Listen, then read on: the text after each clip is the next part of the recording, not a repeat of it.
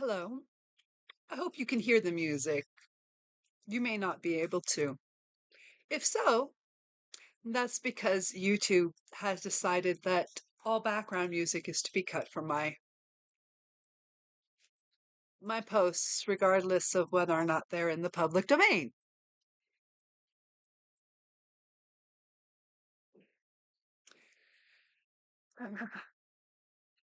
This is discrimination.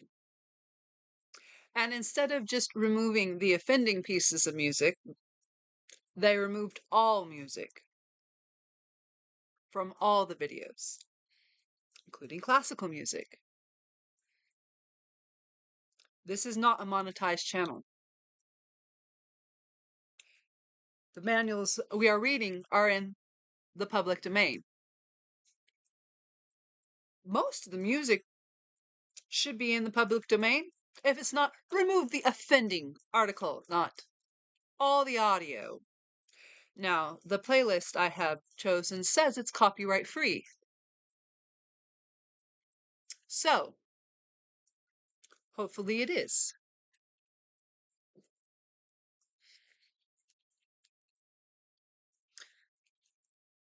We are continuing the OSS Morale Operations Handbook. We are at within enemy occupied or controlled territory. 33, page 47. You can find this on the CIA Reading Room. You can just Google Morale Operation Handbooks. It'll show up in a number of places. OSS. Promotion of resistance and revolt against the enemy. The mission, 1, is to induce greater resistance among the population and promote the organization of resistance under good leadership. 2. The OSS will not, in most cases, use its own operatives and agents in directly inciting potential resistance masses of people. This job usually best be done by selected native influential persons on the spot who know the people of the area. The OSS task is therefore to reduce the supplying through personnel contact and other inducements, materials, and guidance by means of which native persons can do the work of incitement. 3. As for materials which MO personnel will prepare outside the territory, as by freedom stations, the following principles should be kept in mind. Direct and specific appeals should be made to the individual's fear of personal harm, social ostracism, prejudices, resentments, and hope for rewards. B. The impression should be created that the resistance movement is popular, that everyone is joining up. Special signs, symbols, songs, etc. are issued. C. Since participation, I could speak, in a movement, doing something tends to increase the feeling of personal identification with the cause. The movement acts that every member of a resistant group can carry out should be urged within limits of personal security. The simplest act, the smallest child, should not be neglected. Simple instructional leaflets or talks on freedom stations covering the methods of simple sabotage may be effective. And I don't like using children for warfare. However, gathering of resources and teaching them to survive is very important. Like in England, they would be put to use gathering forageables. We want to teach them that they're really good at finding all the hidey places, right? So teach them how to find hidey places for them to hide and to tell adults who they trust where the hidey places might be, where people might be hiding. So but not to tell the enemy.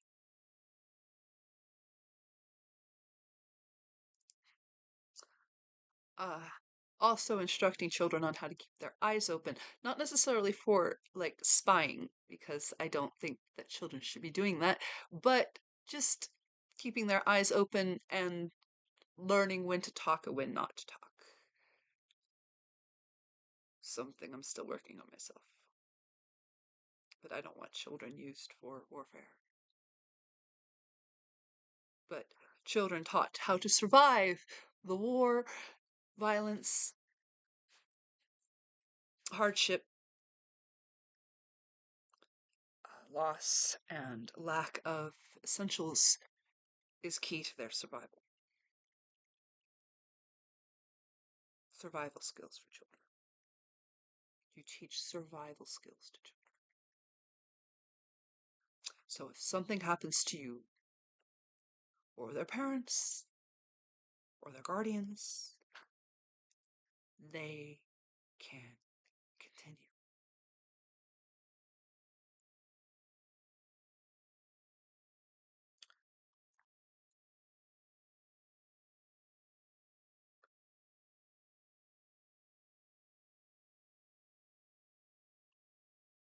Should not be neglected. The simple instruction leaflets or talks on freedom stations covering methods of simple sabotage may be effective. D. The important contribution of each act, especially the minor, undetectable, subtle kinds of sabotage, should be emphasized.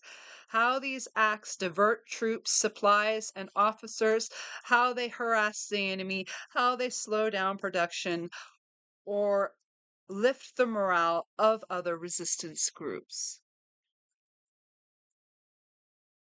E. The feeling of success increases the people's willingness to continue subversive work.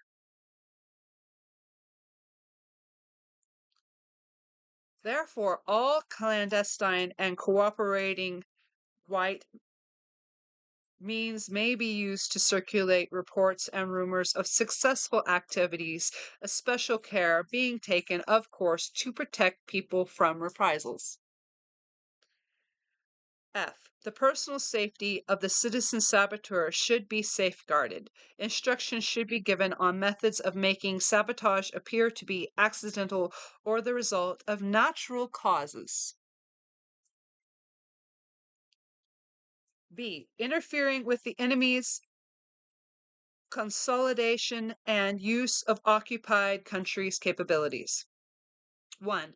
The mission is to hamper the enemy's efforts to exploit the industrial and civilian administration of occupied country and to harass the enemy government's administration. Success in this work pins down enemy troops in troublesome areas and upsets enemy calculations concerning supplies based upon expected production. In addition, augmenting the normal problems of civilian administration will produce irritation, confusion, and inefficiency in enemy or collaborationist administrations. 2. The technique most suitable for this work is that of fostering simple sabotage by the populace. Simple sabotage refers to inconspicuous acts which destroy enemy targets or obstruct enemy production, administration, and political consolidation. In contrast to major sabotage, simple sabotage is performed without the use of specially prepared tools or equipment. It is executed by an ordinary citizen who acts individually and without necessarily any active connection with any organized subversive group. And it is carried out in such a way as to involve a minimal danger of injury, detection, and reprisal. 3. Simple sabotage may consist of A. Physical destruction of equipment and installations, or B. Functional interference with operation. Detailed treatment of this subject will be covered in Strategic Services Field Manual. And there is simple sabotage manuals already recorded and up on YouTube. You can watch them anytime you like. Please do, because I'm not recording that again. I may record it again, but I don't want to record it again. So go watch the one that's already recorded. I want to move on to the next manual. So go watch the one already recorded. That's an order. It's called OSS Simple Sabotage Manual. You can also find it online. It is the most widely distributed one online that you can find. And our archives has a copy. I believe the CIA reading room has a copy. There are copies everywhere. Find it. Use it. Don't blow shit up. Don't start fires. Don't draw attention to yourself. Thank you. Unless your job is to draw attention to yourself, but don't do it by blowing shit up and setting things on fire, because that's counter-effective. And it will get you killed. And it will draw everybody's attention to you. And we have commercials. And they will kill you and go after whoever you're working with. So you can do more in the long run if you're not in jail. This is the lesson of Nelson Mandela. You can do more in the long run if you are not dead or in jail. Repeat with me. You can do more in the long run if you're not dead or in jail. Thank you.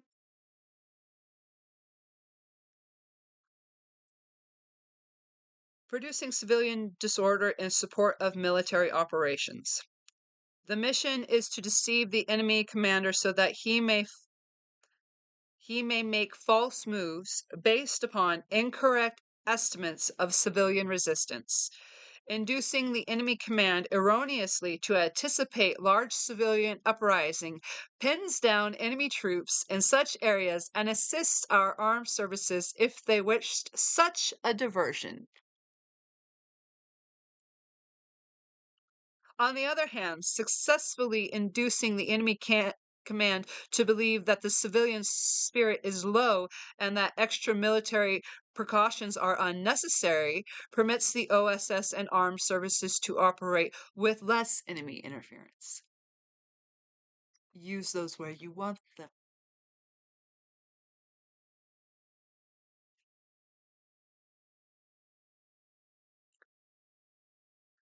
Use them tactically, strategically. Strategically. That's why it's called strategic services.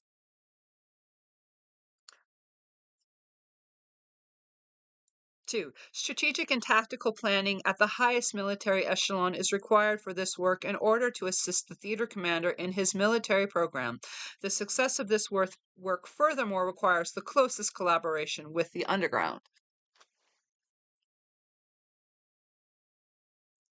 It is necessary first to determine whether to give the impression of spontaneous revolt or of an elaborately organized underground at work. The needs of the specific situation will provide the answer. If it is to be of an impression of spontaneous and widespread revolt, minor subversive activities at widely scattered points are planned and numerous outbreaks committed simultaneously. Thus, at a predetermined time, civilians at various places break windows, start fires, street fights, and riots. Judicious and effective bribing of police officials can help in the successful staging of street fights and riots without endangering the security of the agent. The police can be bribed either to stay away from the scene until it has developed into a riot of its own momentum, or to make wholesale arrests of innocent bystanders and thus create the impression of greater participation in the riot than actually existed. This is really god awful jazz. If it is to be the impression of an elaborately organized underground network, coordinated sabotage acts aimed at destroying a single extensive facility are planned.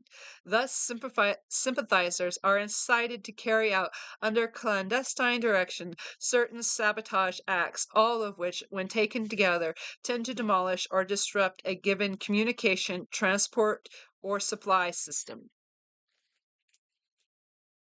And I know you think, well, how are we going to do that without bombs? Well, there are a lot of ways to do things. Technically, very, very technically. And when regards to the boom booms, the big booms, only specially trained people should be doing that. Only people with authorization, like real authorization from real authorities, should be engaging in that kind of work. I've already stated this once. I cannot state it enough. Because for everybody else, you will just give them an excuse to round everybody up. This god awful jazz.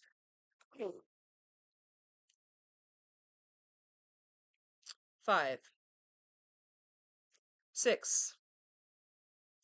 Where the enemy is to experience a false sense of security, sympathy. Oh, another thing I wanted to say. Engineers and maintenance people are really good at doing sabotage work. Let me repeat. Engineers and maintenance people technicians are really good at doing sabotage work without employee things that go boom. Because they just go, okay, electricians, plumbers, mechanics. Because they go, well, if I cut this wire here, here, and here, and remove these fuses, nothing's going to work. And when they call me in to repair, I'll just make it worse and say, I need all these expensive parts. And then say, I think somebody's sabotaging this, when after multiple times it breaks down, I go, I think one of the employees might be sabotaging this. I'm doing everything I can to fix it. Same with plumbers, same with mechanics, same with engineers. Engineers can go, we don't need to blow anything up. If we just hit that column there and that column there, and remove those bolts there, this shit will eventually just fall on its own.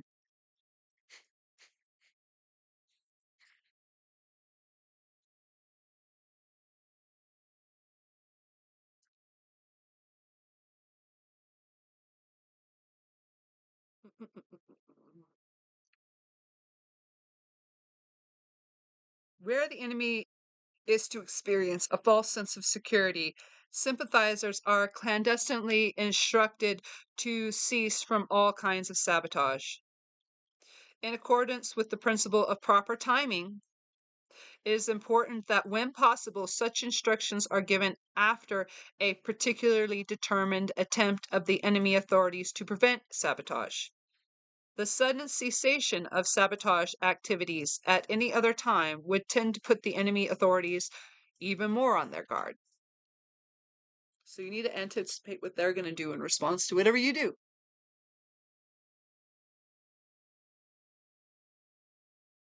And yes, you can do that. D. Increasing terror, friction, and demoralization among collaborationists. The mission is to create friction between collaborationists and Axis officials and among collaborationists themselves, and to incite sympathizers to engage in the terroristic operations against collaborationists. Disruption of the work of collaborationists increase the difficulties of the enemy command, inasmuch as the collaborationists relieve the enemy military command of many of the responsibilities of civil administration. People during major battles, the period during major battles is a period for increased terroristic acts of this sort. Extensive and all-out terroristic activities should be urged through every available channel, and individual initiative in these activities is encouraged against bona fide collaborationists. Such acts as the following are suitable methods of terrorizing collaborationists: inciting the populace to dispose of them,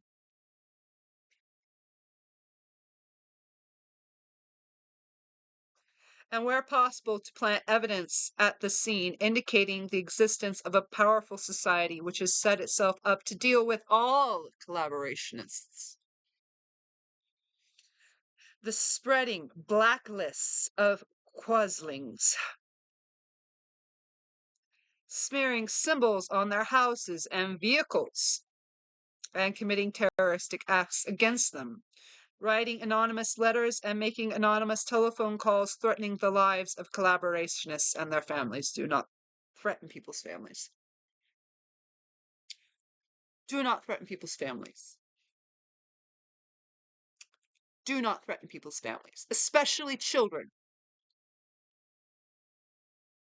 That will backfire on you spectacularly. You will never see a bigger fucking pain in your ass than a woman, a mother or father protecting their child. Okay? Do not threaten their wives, their families, or their children.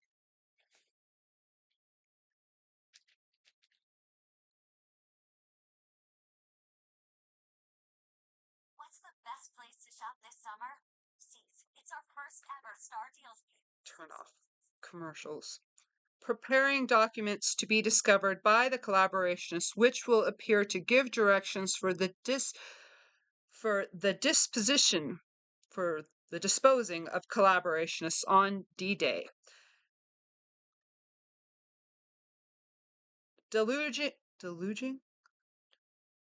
It's not.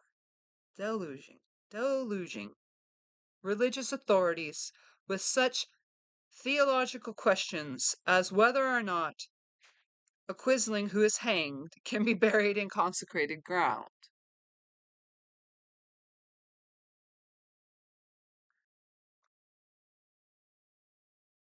3. Projects designated to create friction among collaborationists should be geared into combat activities whenever possible. The most effective acts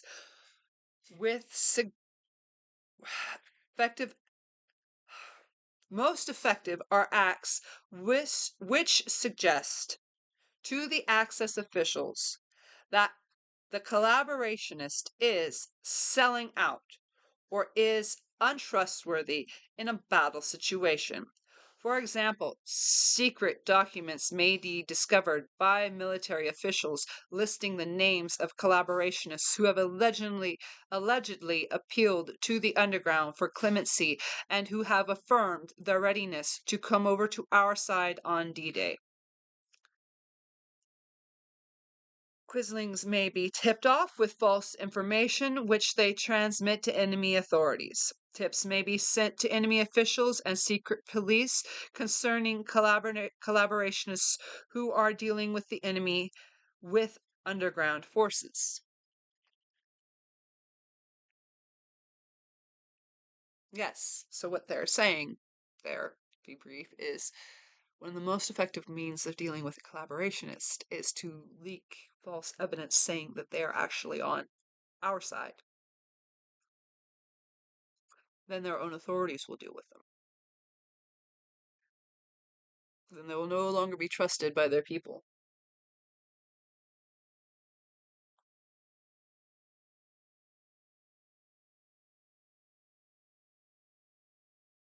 Collaborationists, both physical and industrial, are concerned with questions of power and status. This battle for status may be exploited by such means as preparing a document ostensibly originating with one group of collaborationists, protesting against the activities of another group of collaborationists who find the document. E. Provoking rebellion or coup d'etat in a satellite country or inducing its separation from the Axis. 1. The mission is to aid in the enticing and carrying through of revolutionary incidents, changes in governments, or coup d'etat in the satellite or other enemy-dominated countries, since many of the operations are in the nature of secret diplomacy. Close consultation with the State Department may be necessary.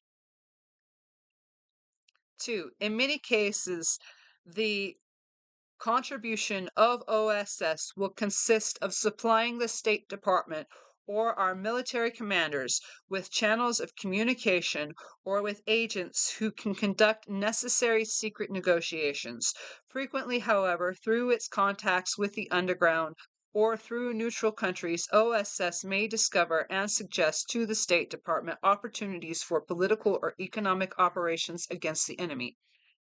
Influential persons in a satellite country who are in a strong enough position to evoke a coup d'etat, rebellion, or other important strategic acts against collaborationist regime will often require post-war commitments. OSS is not authorized to make such commitments. These must come from the highest authority. And I have turned off the music. It's god awful. It's just god awful. A second category of activities is that of provoking an incident between the enemy country and its satellites, and then suitably exploiting the incident by freedom stations and false leaflets. In the provoking of an incident, the agent provocateur usually plays an important role. For example, such an agent who has succeeded in establishing himself as an enemy official can be tactlessly or ruthlessly carrying out administrative orders, increasing the antagonism of the people of the country against the enemy government. The agent who has penetrated a pro Axis political group in a satellite country can incite other members to militant actions or to ill considered policies, and thus help create incidents which will discredit the pro Axis group or which will call for the retaliatory action from opposition groups. If you learn this, I want you to start seeing how these things are put into play around you by the government, by the different sides, by media agencies. Watch, listen, learn, observe. 34. Within other areas. A. Establishing an MO section of base in a neutral country for operations in enemy and enemy dominated country. 1. All OSS activities must be under the direction of the Chief of OSS missions. Such activities may be in support of programs initiated in other theaters or areas, or may be activities pursuant to another approved program. The mission is to make the necessary personal contacts and to utilize neutral implements and channels for such operations. Establishing a neutral base for these purposes is a critical necessity for many of the missions described in other parts of this section, require operating from a neutral base. 3. No MO activity should result in the jeopardy of a national policy as expressed and put into effect by the chief of the diplomatic mission. Hence, he should be appraised in general of MO activities in the area to which he is assigned. Personal contact work will usually be of three sorts. A. Contacts through appropriate channels with influential persons in enemy dominated countries, and when the situation within the enemy country itself promises internal collapse with influential persons therein. B. Contacts with the underground that is collaborating with the OSS for MO work in areas bordering the neutral country. C. Such contacts as will facilitate the introduction into bordering areas of OSS agents engaged in special MO missions. 5.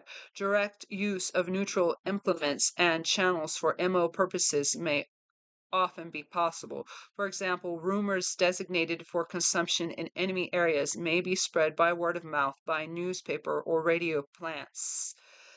Forged documents may be planted in such a way as to fall into enemy hands. The mail into enemy zones may be used for transmitting poison pen or other subversive materials. I don't really like poison pen shit used against civilians. Collaborationists, that's one thing.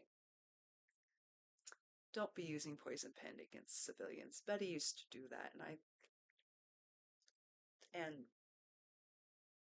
soldiers. And I was like, what is the point? You're destroying their personal lives. Because she used to take letters from soldiers, Japanese soldiers, to their wives and erase them and rewrite them, basically saying that they were cheating on their wives were cheating on them, and make these poison pen letters that would destroy their personal lives. And yes, that would demoralize an individual soldier.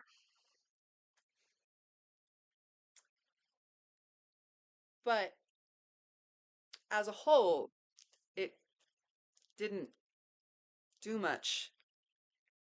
And I regard it as very unsavory. I've also had people do that online to me, with people I cared about, using copy accounts, cloned accounts. That is a real thing. So if you suddenly get a poison pen letter from one of your friends who you had relatively good relations with, just out of nowhere, contact them directly through Messenger, through the normal account where you have established all their messages. Right? Or call them if you have their phone and be like, did you send this to me? Because I got this. Especially if they say something or write something that is out of character, or use language that is out of character for them, or punctuation.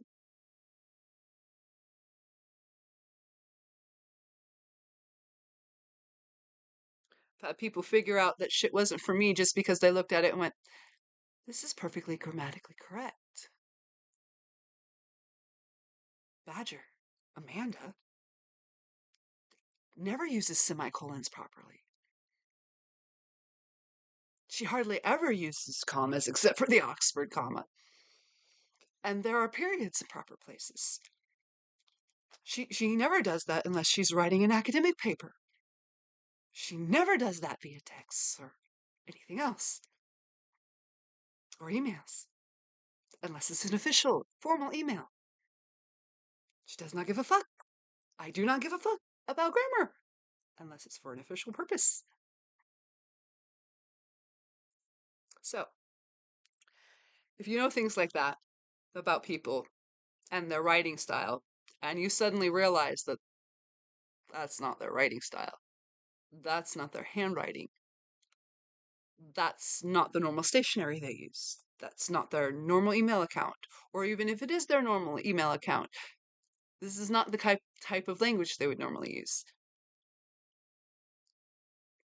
Talk to that person directly. Ask them if they sent it. Read it to them. Take away people's power over you.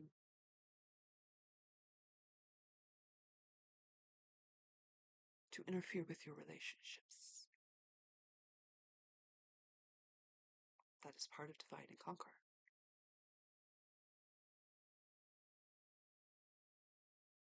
And don't let third parties online who you don't even fucking know start fights with you and your friends. Block them. And if you know them only distantly, barely, and they're not actually someone you're friends with or know, ignore them.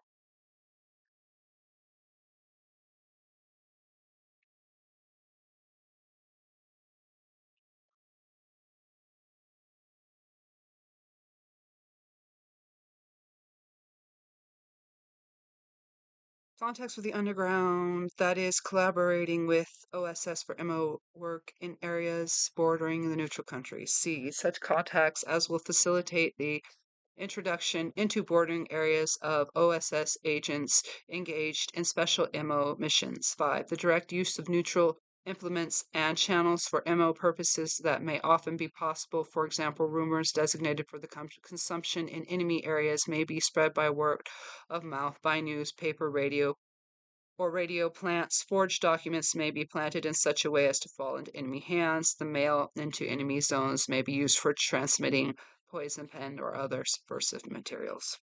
The special status of a neutral country requires the closest collaboration between OSS personnel doing MO work, and other OSS personnel. In the first place, the enemy has legitimate access to and representatives in the country. There is therefore continual danger of enemy penetration into the OSS organization. MO personnel should work closely, if indirectly, with OSS men assigned the duty of protecting OSS from penetration, and should individually and vigilantly observe security measures. 7. In the second place, the OSS intelligence men in neutral countries are in a special position to provide information on MO targets of opportunity. This advantage comes from the presence of official representatives of the enemy, refugees, neutral observers, and enemy nationals traveling into and out of enemy territory. When operations are planned for such targets of opportunity, care should be exercised to see that they are consistent with the authorized overall ammo program. And when you are searching out a target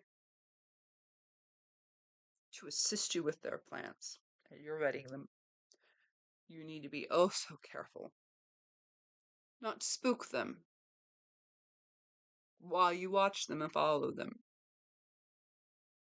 Because nobody likes to be spied upon, and nobody likes their privacy invaded, and nobody likes to be watched and followed.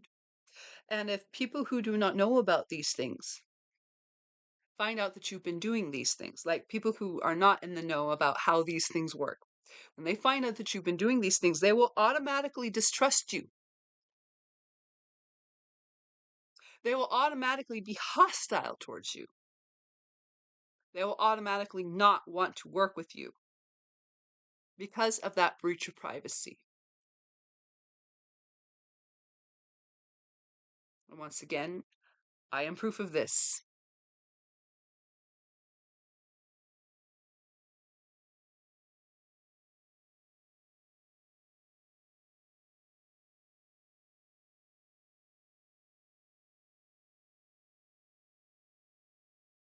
And that goes for any type of targeted intelligence work.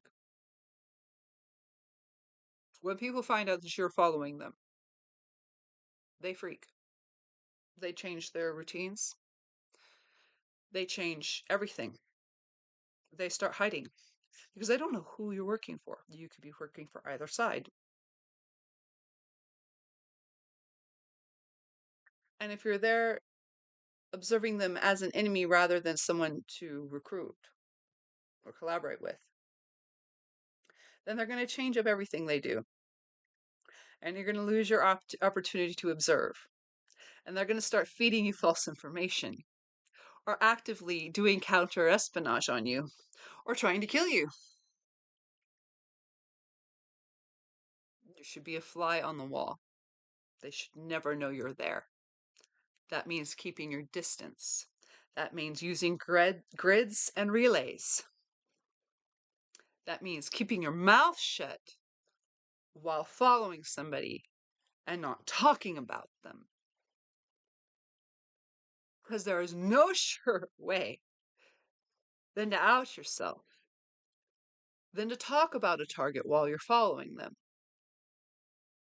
In fact, that particular thing is a psychological warfare game for when somebody does know you're following them and you want to piss them off and make them go crazy and get them to talk. That borders on MK Ultra territory. It is a part of MK Ultra. Yes, MK Ultra is real. Go look it up. You can read about it in the CIA database.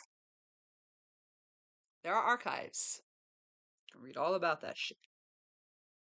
I don't want tactics like that used. They cannot be properly controlled. You will just make somebody unstable. All illusions of being able to control people using that are illusions.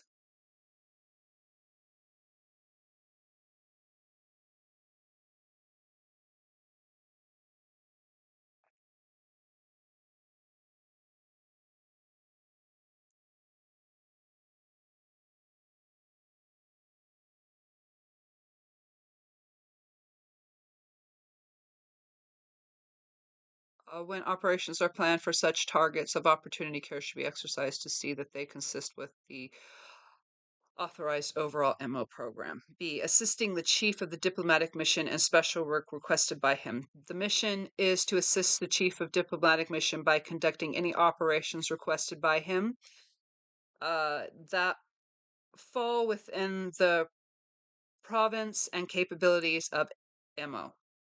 The enemy will usually conduct subversive activities in the neutral country, either openly or by a fifth column, or by native persons and organizations which collaborate with him. In order to protect the United States war policy and interests, the chief of diplomatic missions may find it necessary to call upon the OSS for special MO work deemed by him not to be expressly prejudicial to the relations between the United States and the neutral country.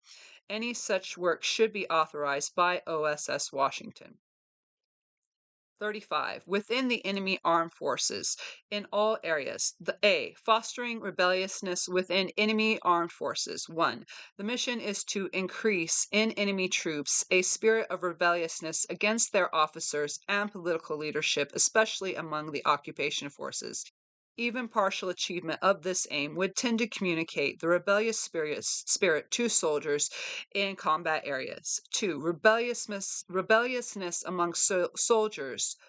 2. Rebelliousness among soldiers occurs when they lose fighting spirit and develop acute friction amongst themselves. 3. To weaken the fighting spirit, advantage is taken of the fact that the enemy soldier stationed behind the lines has most of his contacts with civilians and tends to think, hope, and fear very much like a civilian. Most subversive work, therefore, focuses on the civilian attitudes of these soldiers. Every attempt is made to induce anxiety amongst the troops about conditions at home and to strengthen their nostalgia for home. For example, rumors may be circulated about the conditions of families due to air raids, disease, overwork, adultery with foreign workers, or with stay at home soldiers or civilians. Letters from foreign workers in the home country may also be forged describing the above conditions and then allowed to fall into the hands of the enemy troops. To increase the feeling of isolation, civilians may be urged to talk sympathetically with enemy soldiers about the dangers at home, confronting their children, wives, and relatives, but in marked contrast to treat them coldly during their own church festivals and family gatherings. 4. To increase friction and mutual distrust among enemy military personnel, natural cleavages based on difference in status, different kind of cleavages, sorry. To increase friction and mutual distrust amongst enemy military personnel, natural cleavages based on the difference in status and ethics amongst the troops are the logical points of attack.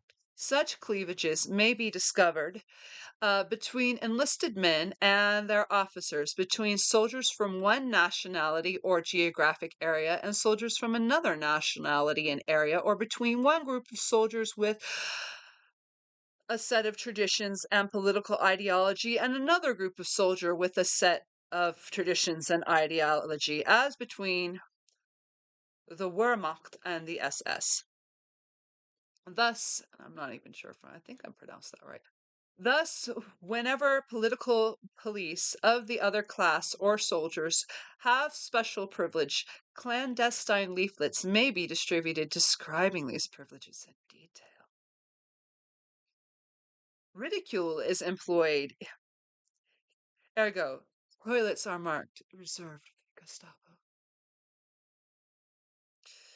Poison pen letters may be written to officers and men implicating others who are disliked in treasonable, immoral, or unsporting acts. Pen letters like that are fine, just not once to people's families. Rumors may be spread indicating how the political police are growing fat on corruption, are at home enjoying wives and sweethearts of frontline soldiers, how the political military elite are preparing for escape to neutral countries in anticipation of losing the war. Attempts may be made to cause some troops to feel that they are sharing greater risks than others, or that some will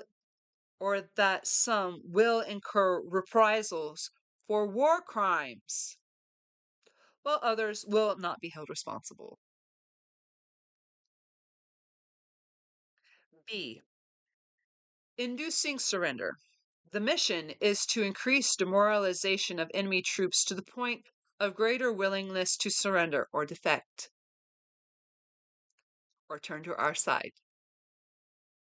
The voluntary surrendering of enemy soldiers obviously increases the relative strength of our armed forces and reduces the fighting spirit of the remaining enemy troops. 2. This work can be most effectively carried out only when the morale of enemy soldiers is low, especially during and after military reverses or when they are green and untrained. 3. Enemy soldier fears annihilation on one hand and an imagined harsh treatment as a prisoner on the other. The contrast between horrible destruction and decent treatment as a prisoner is therefore plausibly built up through subversive means. Thus, the Geneva Convention. Because people are going to fight to the last man if they think that they're going to be treated horribly in a prisoner of war camp. They are much less likely to fight to the last man if given reasonable terms for surrender. I know I make jokes about unconditional surrender, Grant, but people are more likely to surrender to a person they feel is honorable and will treat them well.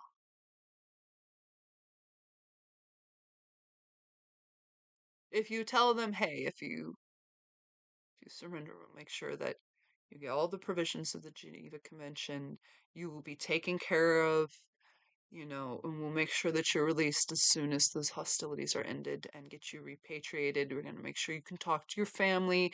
You're going to, have entertainment. You will not be held in little tiny cages. You'll get to go out and get some sunshine and play sports. They are much more likely to surrender if you have good terms for surrender and promise them good treatment. And when inducing defection or turning, you also have to give them incentives to do that. Better pay. You want them to turn to our side. So, one of our big missions right now is to turn the police and the troops to our side. I'm not going to do a good job with the police, I'll tell you that, because I just don't have the right relationship. Much better relationship with troops.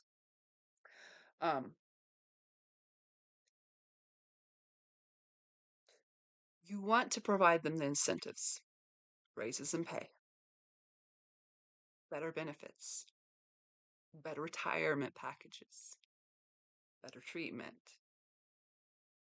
Some people will turn because they feel it's their duty to their country, but more will turn if you pay them.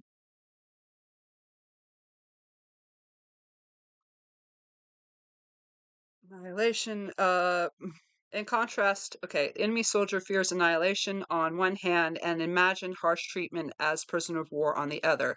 The contrast between horrible destruction and decent treatment as a prisoner is therefore plausibly built up through subversive means. For example, rumors may be floated of the number of Axis soldiers who have broken down mentally under terrific air attack or cannon barrage. Sympathizers may be urged to contaminate enemy food and burn enemy buildings and supplies during confused enemy military operations. Timed with these activities, rumors, reports, and evidences of good treatment of prisoners should be circulated by every means behind enemy lines.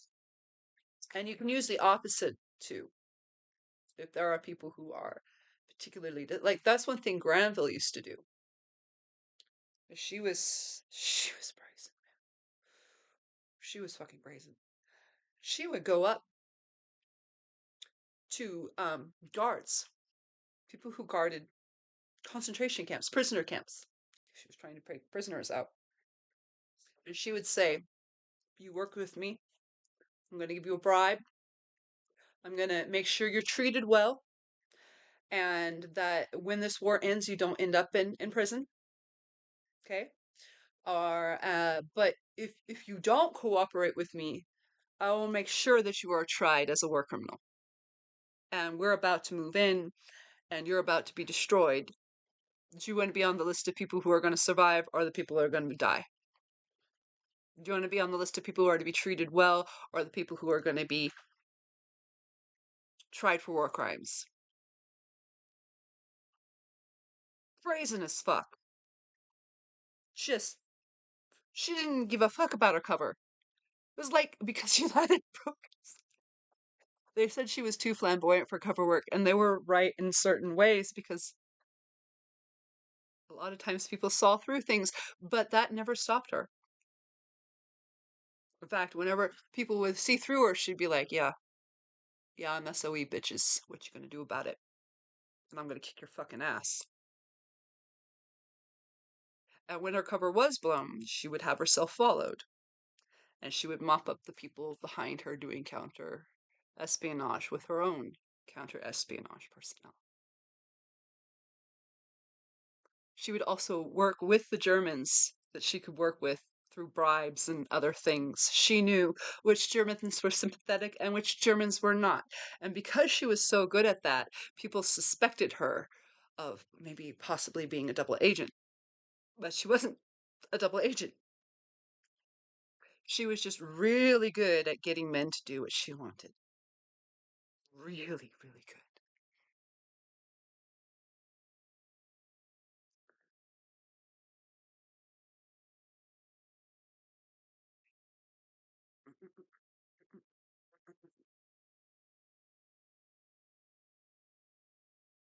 4. On the grounds of military ethics, the enemy soldier believes that surrender gives him dishonorable status as a soldier. He must be made to believe that this is untrue. Reports may therefore be circulated about wholesale desertion and surrender at other sectors, about respect accorded surrender, ergo, officers may retain their sidearms.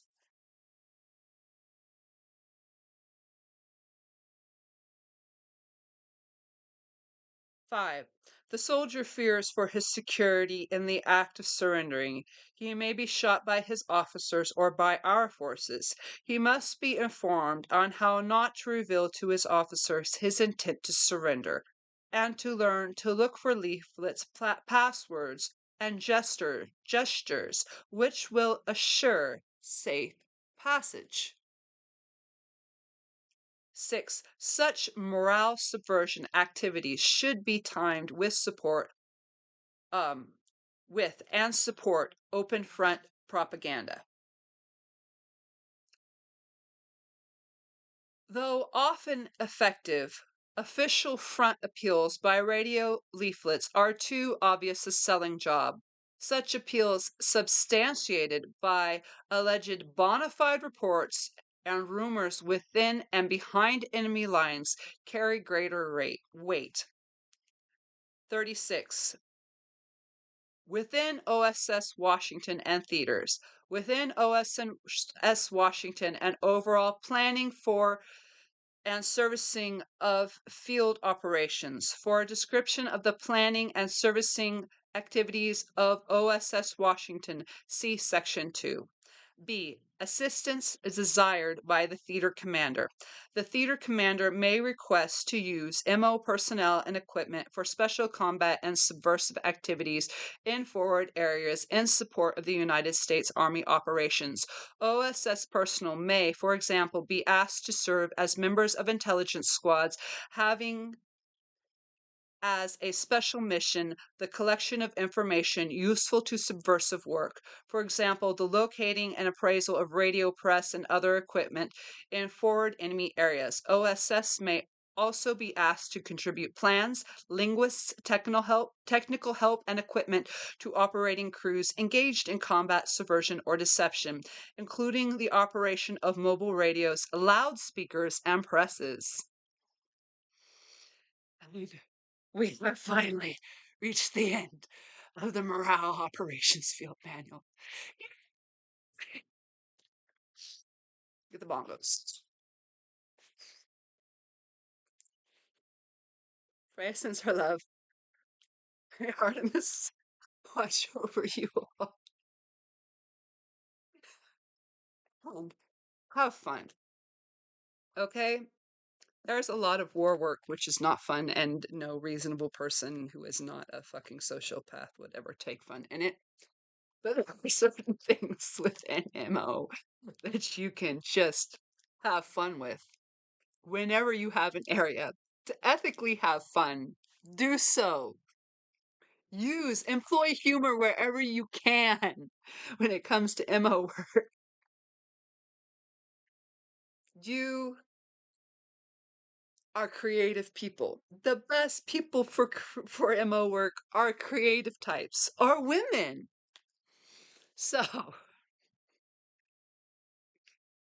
I'm going to let that brew in your brain. And this lesson is designed not only to teach you these techniques, but so that you can see them in the world around you. So you can identify when these techniques are being used against you. So that you are not naive anymore. And we're going to have fun when we get to the psychological operations field manual, I'll tell you that. You're going to be like, oh my God, I, this is real? I thought this was shit that just paranoid people talked about. That's what they want you to think. And, those type of operations are designed to make people paranoid. Sorry, MO. Thank you so very much for watching.